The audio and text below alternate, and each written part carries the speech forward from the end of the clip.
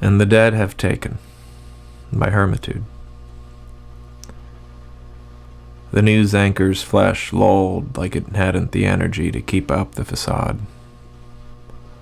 John wondered what the point of the makeup was, if nothing else was done to cover up the fact that the man was clearly dead. Yet it was trussed up as boldly as any county fair pig in a beauty pageant. Had John known nothing of rigor mortis, he would have had nothing to wonder at, other than the absurdity which had long since descended into normalcy. But here and now he looked on in a bit of amazement.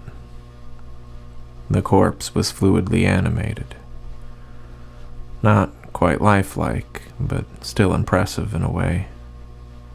They have made some sort of stride in their profession of imitation. The corpse droned on about something in the current media cycle, about the preposterous rumblings of food concerns. The irony of the chosen speaker for the topic no longer struck him, or anyone anymore. He saw the news anchor's arm move up in the air and leaned in a bit closer to the TV screen to see if he could spot a wire. Not that he needed any evidence to convince him.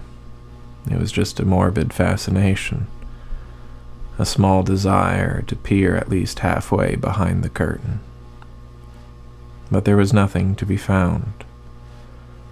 Not in the screen, not in the time given by the dead.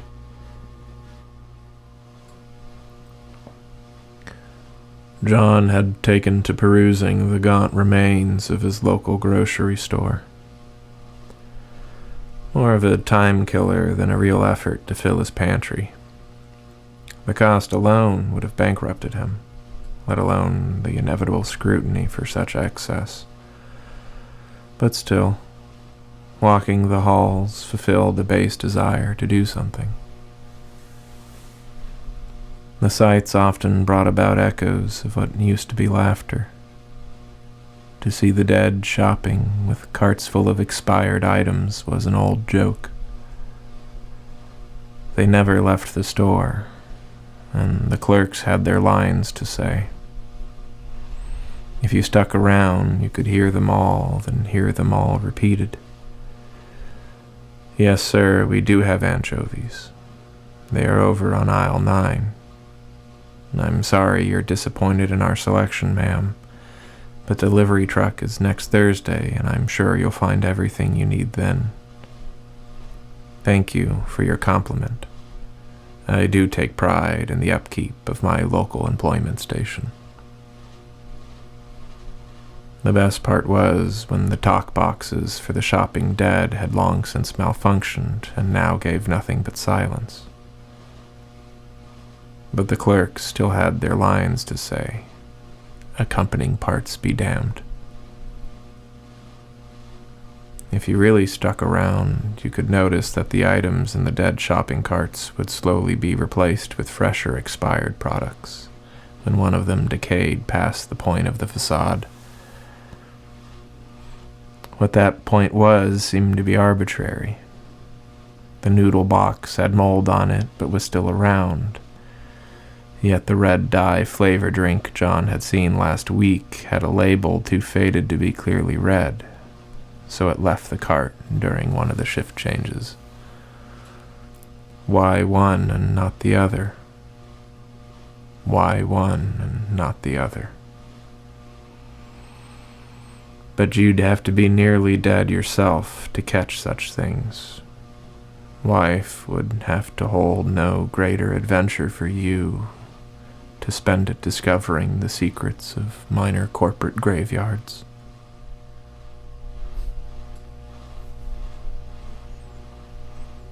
John had taken to walks in the wood, where the dead of nature had not the lack of shame to shamble about. There were no poses of the bones of deer still grazing, no pinned butterflies on the flowers, no green plastic to cover the brown organics. The parks and the cities had not these freedoms, but out here in the wider, lesser important segments of the country, there just wasn't the resources to spare. The Department of Corrections had many dead in its ranks, but a limited force of the still ambulatory, and they could not be wasted here. Thus, John could enjoy his walks, blessedly free from such gain, the morbid plenty right before the end. Just around the bend, John saw what made him feel sane again. There was a dead hare clearly eaten by some predator or scavenger.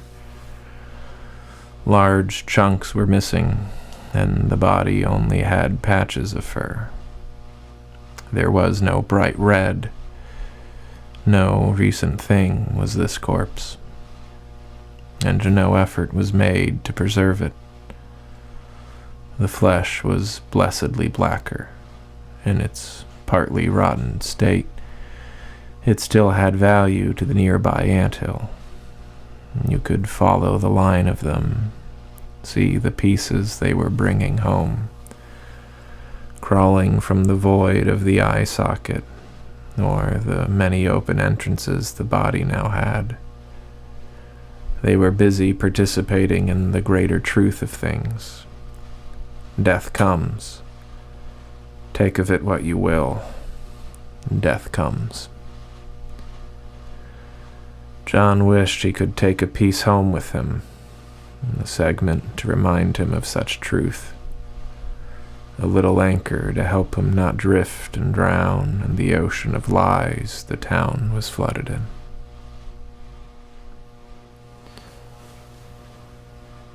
John was taken to his apartment. They barred his door. He was given the freedom of his room, and only his room.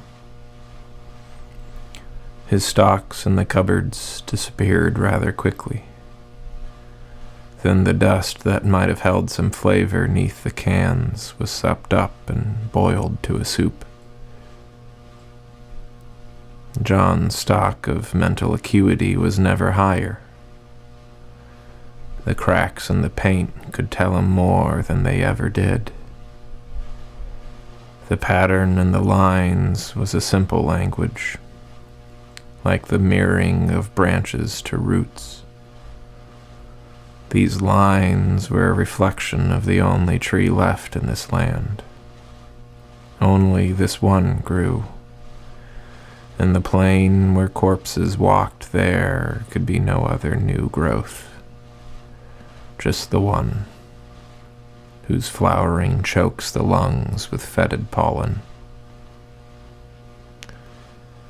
The memories of good had long faded, and all that was left was whatever had a tie to the roots before him. On the diseased white wall, whose visage was the only clean in the absence of other living faces.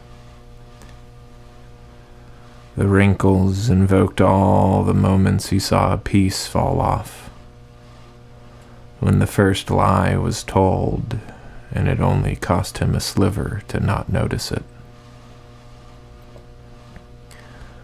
Cracks were not laugh lines, not till the earth trembled and all was deathly still,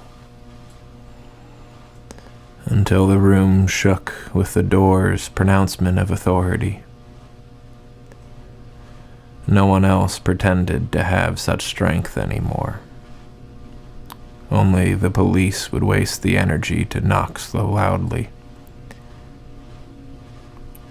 In an hour's time, in a full season of decay, took John to the portal, to the ritual of unlocking for those who meant to batter it down.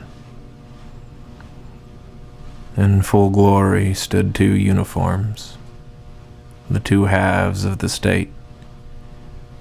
A ragged, skinnied man covered by the cloth, and his burden of a bloated partner. The rigor of still living present in both, but manifested in opposite angles.